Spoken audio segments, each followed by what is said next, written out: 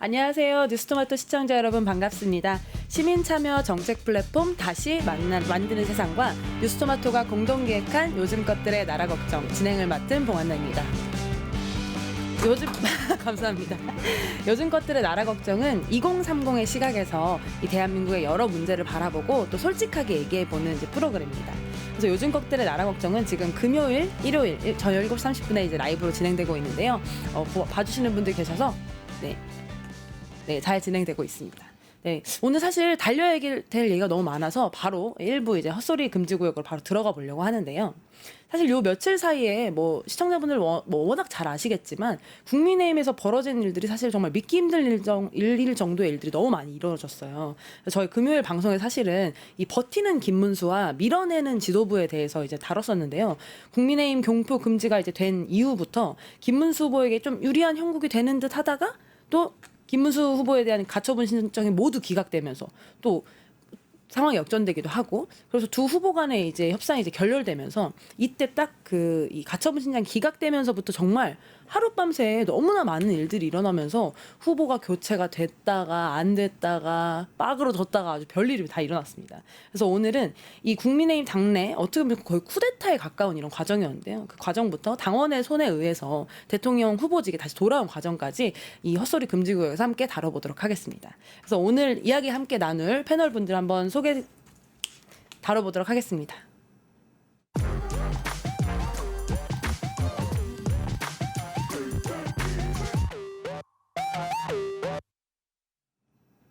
네, 오늘 함께 얘기 나누실 패널분들 소개드리도록 하겠습니다. 송일찬님부터 한번 소개 부탁드리겠습니다. 예, 안녕하십니까.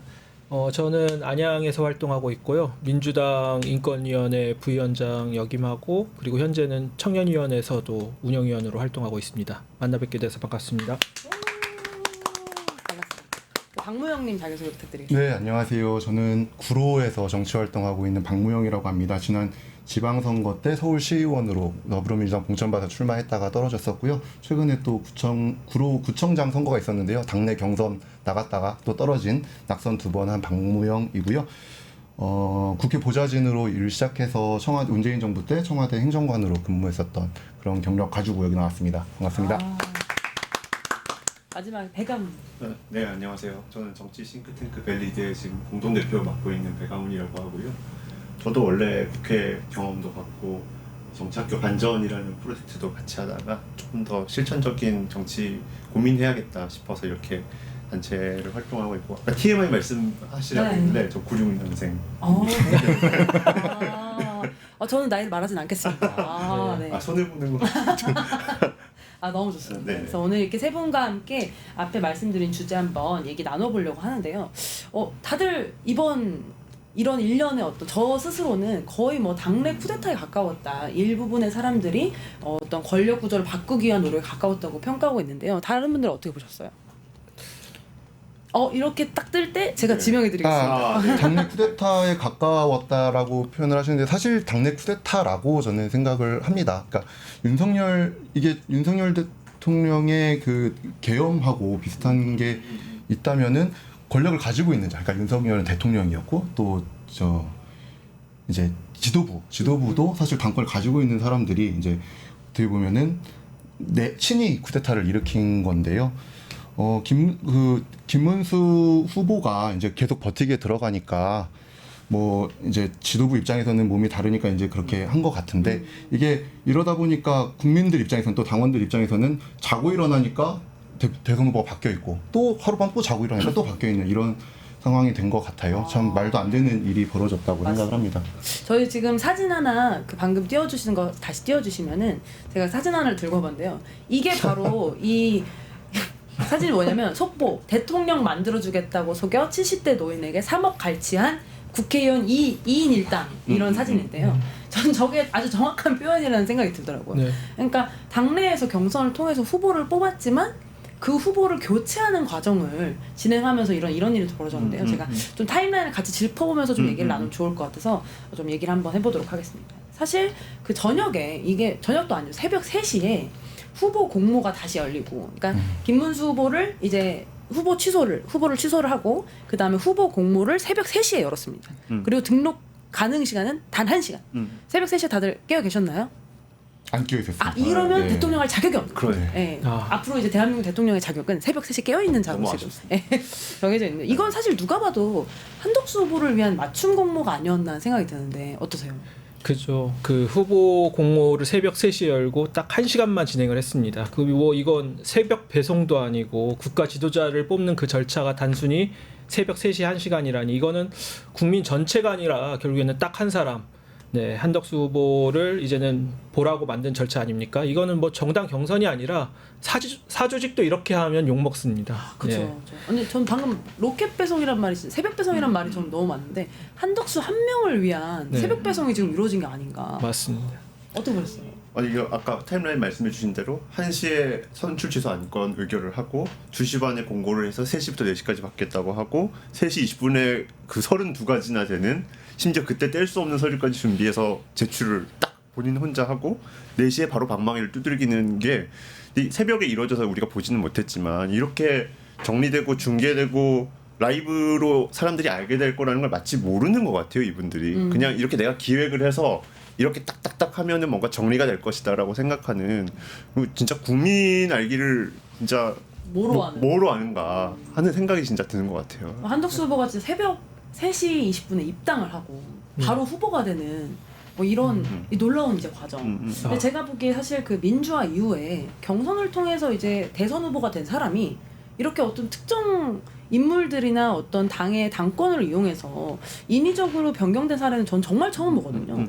이거 사실 저는 굉장히 정치사적인 좀 의미가 있다. 이런 경우가 어떻게 일어나느냐. 이 지금 막말로 표현하자면 군사 독재 시대가 끝난 지금 민주화 시대에 이런 일이 일어난다는 게 참 비극이 아닌가 싶은데 어떻게 보세요? 중요한 지점이 우리가 이제 윤석열 대통령도 계엄을 했지만 아무 일도 없었지 않느냐. 그러니까 아무 일도 없는 평안한 상태 아니냐, 뭐가 문제냐라고 주장을 했잖아요. 이 일도 마찬가지라고 저는 생각을 하는 게 단순히 뭐 해프닝처럼 웃어넘길 일이었기도 하지만 이런 한국의 민주주의, 특히 정당이라는 게 맡고 있는 역할이 있지 않습니까? 민주주의를 지탱하는 그렇죠. 중요한 요소인데 정당이 이렇게 절차적 뭐 결과적 민주주의를 많이 훼손하는 모습을 보인 게 저는 정말 우리 민주주의를 많이 훼손하고 대외 신인도에까지 영향을 미치는 정말 중요한 일이라고 생각을 하고 좀 해프닝 웃긴 일이었지만 정말 가볍게 넘겨서는 안 될 일이라고 생각을 하고 그 다음에 또 국민들이 또 헌법 공부를 하게 됐어요. 아, 이번에도 이번에도 또 헌법 8조 얘기도 특히 공직선거법 얘기도 많이 했지 않습니까? 정당의 뭐 자유적 민주적 운영이 필요한데 이 경우에는 소위 해산도 가능하다라는 얘기까지 나왔을 정도니까 또 국민 공부까지 시키는 국민의힘의 행태가 참 개탄스럽습니다. 사실 뭐 저도 동의하고 너무 이제 말도 안 되는 일이고 대외 신인도 얘기하셔서 저는 그런 생각을 했었어요. 그러니까 차라리 이런 거는 이 상황은 어떻게 보면은 뭐 이렇게 표현하면 좀 그럴 수 있는데 오히려 비상계엄이 차라리 나을 정도다. 왜냐하면 모르는 외국인들이 만약에 봤으면 비상계엄이라고 하면은 차라리 저 나라에 뭔 일이라도 큰 일이라도 났나 보다 할 텐데 이런 제2 정당, 최근까지 집권 여당이었던 정당이 대선 후보를 선출하고 대선 후보를 이제 뽑는 과정을 이런 식으로 졸속으로 1시간 만에 한다는 걸 이게 알려준다고 생각하면 우리나라의 민주주의를 어떻게 생각하고 우리나라의 정치인들이 국민들을 어떻게 바라보고 어떻게 얼마나 무시하는가 이렇게 생각하지 않겠어요? 외국에서 다른 사람들이 그렇죠. 보면 그런 점에서 봤을 때는 정말 너무 창피하고 되게 기분 나쁜 대한민국 국민으로서 굉장히 불쾌했던 그런 생각이 들었습니다. 네, 방금 말씀해 주신 조금만 덧붙이면은 그 국제 회의 같은 거 지금도 뭐 유엔이나 이런 데서 하니까 계엄은 그래도 설명이 가능한데 지금 국민의힘 이 상황에 대해서 설명을 할 수가 없어요.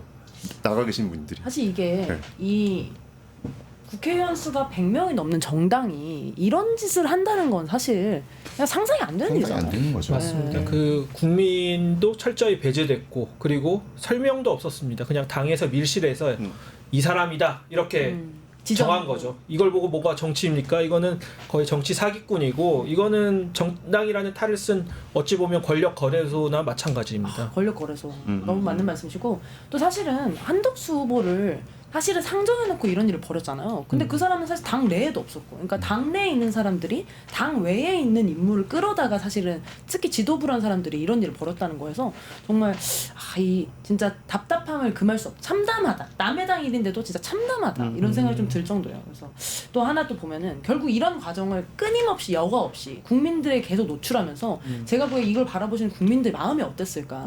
국민들 입장에서는 정치 혐오가 없을 수가 없는 것 같아요. 저런 식으로 아니 막말로 저는 이런 생각도 들더라고요. 막 그 회사에서 공채를 진행을 한 거예요. 내가 공채를 통과해서 내가 합격자가 됐는데 갑자기 자 다시 한 번 더 왜 더 좋은 인재가 있을 수 있으니까 하면서 또 심지어 이 과정에 지원을 하지도 않았고 이 회사에 지원도 안 한 사람과 저랑 붙인다는 거잖아요. 그래서 사실 어떤 젊은 사람 입장에서 봤을 때는 불공정도 이런 불공정이 없다. 거의 채용 비리에 가깝죠. 네, 비용은 비리에 가깝다 이런 생각도 좀 들더라고요. 심지어 응시료가 막 몇 억씩 했지 않습니까? 네. 그런 거 생각하면 그 경선에 참여했던 후보들 입장에서는 참 열불이 나긴 났을 것 같아요. 응시료 비싸다고 생각하니까 또 화나는데 네. 쉽지 않네요. 근데 결국 이렇게 되면서 이제 김문수 어게인이 됐습니다. 놀랍게도 이 김문수 어게인이 됐는데 이 김문수 어게인이 된 이 국민의힘 앞으로 어떤 식으로 선거가 좀 흘러갈까요?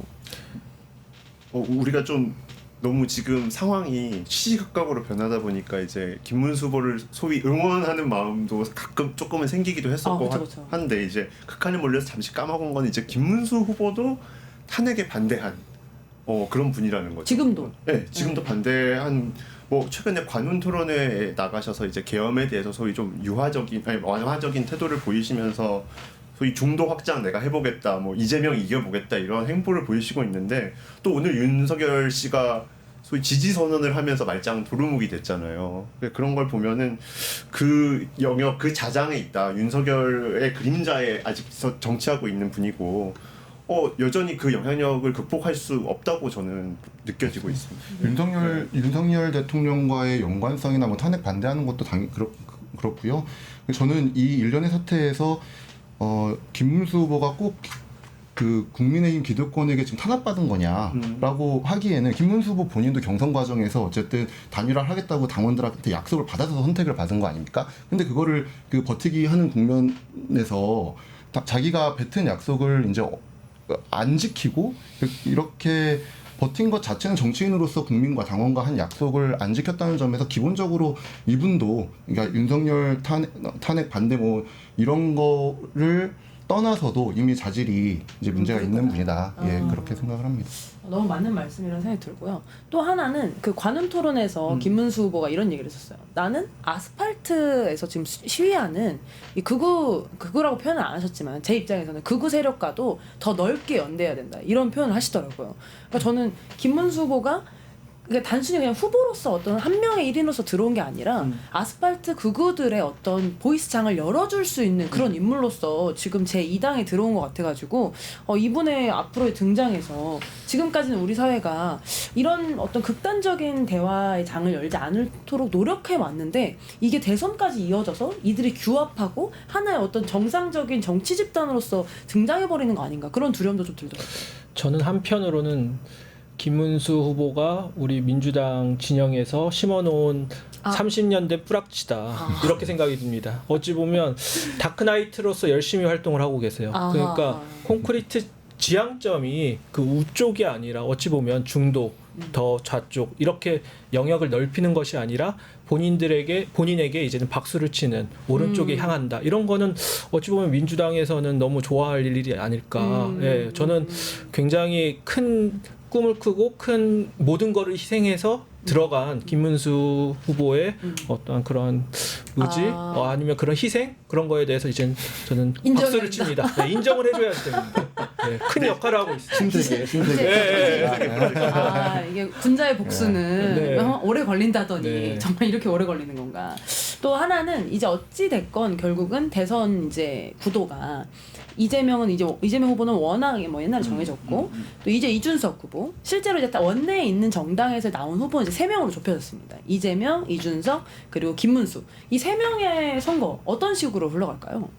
일단 근데 우선 아까 말씀해주신 국민의힘 소위 김문수 후보가 어떻게 나아갈 거냐 하는 거는 앞서서 우리가 계엄 이후에 소위 광장의 아스팔트 진영이 약간 분열된 양상을 보였었잖아요. 근데 지금도 약간 그 집안 싸움의 연장이 아닌가 싶을 정도로 국민의힘에 걸린 게 저는 이번 국면에서 들린 게 500억밖에 없어요. 계속 그분들이 돈 얘기하고 500억 선거지원금 얘기하고 하면서 결국은 그 돈 그다음에 내년 지방선거 이런 걸로 싸운 거 아니냐. 그래서 국가가 아니라. 네, 그런 측면이 좀 여전히 있는 것 같고 그래서 대선 승리에는 전혀 관심 없이 그 당 안에서의 재산과 그런 공천권 둘러싼 삿바 싸움을 계속 이어나갈 것 같아서 지금 김문수 후보를 정해서 오늘 뭐 의총 참석도 하고 했지만 또 모른다. 어떤 일이 벌어질지 모른다 하는 좀 불안감을 갖게 됩니다. 저희 사진 하나 띄워주셨으면 좋겠는데요. 그 한덕수 예비 후보와 김문수 대선 후보가 거의 뭐 서로를 끌어안고 지금 이제 이 화해 모드를 이제 조성하면서 전체적인 어떤 그 지금 어떻게 보면 정말 끔찍한 일들이 벌어졌기 때문에 서로 너무 싫어하는 마음이 다 하잖아요. 그래서 이거를 좀 규합하고 화합하는 모습을 가지면서 빅 텐트를 열겠다. 또 이런 말을 하더라고요. 그래서 김문수 후보는 이준석 의원에게까지도 이제 열 수 있다. 이런 제스처를 취하고 있는데 텐트는 텐트인지도 약간 의문이고 이제 이준석 후보 같은 경우에는 단일화는 없다고 이제 본인은 이제 공언을 하고 있고 김문수 후보 같은 경우에 계속 제스처를 취했잖아요. 소위 이낙연 전 대표한테까지도 이제 제스처를 취했는데 지금 오늘 이제 후보 등록이 마감이 됐고 후보 명령을 보니까 이제 김문수 후보가 단일화 소위 빅텐트를 칠 수 있는 건 황교안 후보 정도 아닌가 싶더라고요. 네, 그 정도로. 이준석 후보는 절대 단일화를 안 할 것 같아요. 특히 이 사태까지 나는 걸 지켜보면서 이준석 후보는 이번에야 당연히 이제 되진 않겠지만 이번 대선을 거치면서 자기가 이제 이 보수 진영을 이 지금 붕괴한 이 보수 진영을 어떻게든 수습해서 자기가 이제 여기에 다음 주자로 자리매김하겠다 이런 전략을 가지고 이번 대선을 임할 텐데 그렇다면은 이 김문수 또 이 국민의힘과 연대하는 일은 없지 않을까. 그렇기 때문에 뭐 모르겠습니다. 제가 생각할 때는 국민의힘과 그 이준석 저 후보의 개혁신당이 연대할 일은 없을 것 같다 이런 생각이 들어요. 저도 이준석 후보가 절대 그만두지 않을 겁니다. 단일화에 응하지도 않을 거고. 왜 그러냐면 누가 봐도 이준석 후보에게는 버틸수록 이득입니다. 결국에는 보수의 대안으로 본인이 이제 자리매김을 할 수 있는 하나의 절호의 기회이기 때문에 그런 면에서 이준석 후보는 결코 이제는 말도 안 되죠. 그냥 조용히 있는데도 본인에게 계속 이제 이득이 되는 상황이기 때문에. 그러면은 선거 중간에 이제 개혁신당이 어떻게 보면 지금의 이제 보수 진영의 어떤 상징적인 당이 되고 지금 국민의힘에 있는 의원들이 막 탈당 러시를 하면서 개혁신당으로 몰리는 이런 그림도 그려줄 수 있을까요? 그러긴 어렵네요. 입이 꾹 막히네요. 이렇게. 네. 그렇게 한번 또 이 나라의 운명이. 저는 왜 그러냐면 사실은 이제 그 앞에 배강훈님이 말씀해주신 것처럼 단일화는 절대 하지 않을 것이다라고 말씀하시지만 저는 조금 약간 생각이 다른 게 만약에 이준석의 지지율 플러스 김문수의 지지율이 상대 후보인 이재명의 지지율보다 높은 상황이 됐을 때도 과연 그 둘이 단일화라는 옵션을 고려하지 않을 수 있을까? 라는 생각이 이제 하나가 들고 또 이재명과 김문수라는 이 구도 안에서 이준석이 얼마나 다른 포지션을 얼마나 가져갈 수 있을까? 지금에 있는 것보다 15% 이상을 뛰어넘을 수 있을 만한 그 구도가 상대의 잘못이잖아. 지금 솔직히 말하면 이준석이 잘해서 이준석을 보수의 그쵸. 희망으로 보는 게 아니잖아요. 그러니까 보수가 무너져서 희망을 보는 건데 과연 이준석이 얼마나 더 다른 모습으로 보여줄 수 있을까? 저는 좀 이제 거기서 퀘스천이 있으니까 이준석의 어떤 그 성장 동력이 꺾일 때쯤 단일화에 대한 논의도 충분히 진행돼 볼 수 있지 않을까? 그런 생각도 좀 들더라고요. 절대 안 되나요? 상상을 해본 적이 없는. 근데 지금까지 벌어졌던 일을 보면 이제 보수 진영에서 우리가 상상하지 못했던 일을 마구 벌이고 이제 기획하고 펼치는 걸 보면은 뭐 여러 가지 말씀하신 것도 충분히 가능한 지점이 있을 거고 또 그런 기획을 하시는 분들 입장에서는 이준석 후보가 아무리 독자 완주를 하겠다고 해도 강한 압박을 넣을 거는 자명해 보이긴 합니다. 네, 이준석 후보는 또 윤석열 대통령이 이제 후보 시절에 당 대표를 하면서 대선 한번 이끌었던 경험이 있는데 그 이후에 이제 어떻게 보면 당으로부터 이제 축출 당하고 이제 또 고난의 길을 나름대로 걷지 않았습니까? 그런 과정에서 조금 의심을 많이 할 것 같아요. 그 국민의힘 기득권 주류 세력과 다시 한번 연대를 해서 설사 그게 자기가 후보가 되더라도 이번 구도에서는 보수 진영이 대선 승리가 쉽지 않은 상황에서 그런 선택을 할 수 있을지 그건 저도 그러니까 우리가 지켜봐야 될 것 같아요. 탄핵의 소위 이준석 대표가 이제 국민의힘 대표를 할 시절에 탄핵의 강을 건너겠다 그런 말 되게 많이 이제 2016년도 박근혜 대통령 탄핵의 강을 건너서 보수를 규합하겠다 얘기했는데 탄핵이 강이면 계엄은 바다라고 많이 얘기를 하잖아요. 건널 수 없는 곳이니까. 네, 건널 수 없는 곳이고. 근데 참 이게 보수가 처참해진 게 이 좀 계엄에도 반대하고 당연한 탄핵에도 찬성하는 주자가 국민의힘 안에서는 한동훈 후보 정도로 보였는데 이제 떨어졌고 이준석 후보 정도가 살아있는데 이제 그런 보수의 씨앗마저 뭔가 죽여서 뭔가 이 단일화를 이루고 뭔가 협상력을 가져야겠다라고 생각하는 발상 자체가 보수나 보수 정치를 하시는 분들 입장에서도 굉장한 자괴감을 심어질 것 같고 국민한테도 이거는 너무 잘못된 거죠. 예. 이준석 후보는 절대 단일화 안 할 겁니다. 어. 저는 그거는 확신합니다. 왜냐하면 자기를 이미 배신한 사람들을 어떻게 믿겠습니까? 그 믿음의 차원에서라도 절대 하지 않고 이득의 차원에서도 할 이유가 없습니다. 네. 그럼 사실상 이번 대선 끝난 거 아닌가요? 저는 그래서 이제 우리 더불어민주당의 이재명 후보가 중도 보수의 정당까지도 이제 노리고 있는 거잖아요. 이제 중도 보수 정당이라고 이제 포지셔닝을 그렇게 하고 있는 이제 지금이 어떻게 보면 국민의힘이라는 보수이면서 사실은 극우와 어떤 그 기득권 집단이 모두 뭉쳐 있는 이거를 좀 깨고 그러니까 민주당이 그 보수 진영까지 좀 아울러서 진짜로 그런 어떤 탄핵에 반대하는 또는 뭐 이렇게 계엄에 찬성하는 이런 극우 세력들을 좀 이제 저 한쪽 구석으로 몰아내고 좀 건전하고 정책과 비전으로 경쟁할 수 있는 보수 세력과 이제 중도 세력, 이제 진보 세력이 다 같이 좀 제대로 된 건전한 이야기를 하면서 정치를 하는 그런 장이 좀 만들어질 수 있지 않을까 이런 이제 기대를 조금 낭만적이지만 해보고 있는 중입니다. 더불어민주당이 잘하면 잘할수록 그러니까 민주당이 극우가 이제 사라질 수 있는 그런 판이 이제 좀 열릴 수 그렇게 있겠네요. 됐으면 좋겠다. 그러니까 아까 말씀하신 것처럼 뭐 좀 희망 회로이긴 한데 이준석하고 단일화를 하는 게 아니라 어떻게 보면은 국민의힘 망할 것 같으니까 탈출 러시가 민주당으로도 좀 향한다면 또 한 번 사례가 있지 않았나? 뭐 민주당으로 온 건 아니지만 그런 이제 탈출 러시가 이제 시작이 되고 그분들 중에 조금 건전하고 합리적인 일부라도 민주당이나 이쪽으로 올 수 있다면 조금 더 아예 불가능한 일은 아니지 않을까. 조금 한국의 정치 구도와 보수, 진보, 좌우 진영의 재편을 좀 한번 할 수 있는 계기가 될 수도 있지 않을까 이런 희망도 가지고 옵니다. 너무 좋습니다. 그래서 오늘 저희가 국민의힘에 일어난 사상 초유의 대선 후보 교체 사태를 한번 다뤄봤는데요. 결국 저희 얘기를 종합하면 국민을 속이고 당원 당규도 짓밟고 정말 국민 보기 부끄러운 짓을 계속하고 나니 결국은 이렇게 되었다. 결국 극우의 어떤 그런 새벽 쿠데타람이 드러났고 이런 부분에 있어서 사실은 이제 더불어민주당이나 이제 어떤 합리적인 생각을 가진 정당들과 정치인들이 제 역할을 더 잘해야 사실은 우리에게 정말 더 좋은 정치의 모습이 올 수 있지 않을까라는 생각해 봅니다. 그래서 여기까지 오늘의 헛소리 금지고요. 진행했습니다. 함께 해주신 패널분들 고생하셨습니다. 고생하셨습니다.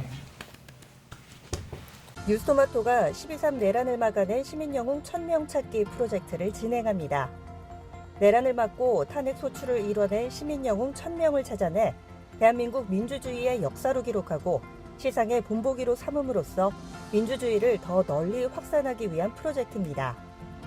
이 과정에 직접 참여했거나 참여자를 추천해 주실 분들은 우측 제보하기 QR코드나 아래 메일로 추천 및 제보해 주세요.